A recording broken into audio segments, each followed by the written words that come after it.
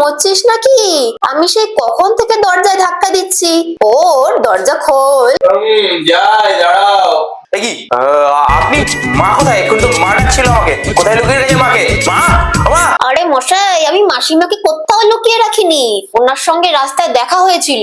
যেই বললাম যে আপনি তো আমার কেসটা কিছুতে নিতেই চাইছেন না, এড়িয়ে এড়িয়ে যাচ্ছেন, খালি ব্যস্ত থাকার অজুহাত দিচ্ছেন, তখন মাসিমাই বললো যে আপনি ব্যস্ত ট্যাস্ত কিছু নেই, আপনি নাকি খালি সারাদিন কাঁথা মুড়ি দিয়ে ঘুমিয়েই খেতে চাইছেন। তাই তো মাসিমার গলা নকল করে আপনাকে ডেকে পাঠানোর বুদ্ধিটা আমায় মাসিমাই দিলেন। ব্যোমকেশের শত্রু বিভীষণ।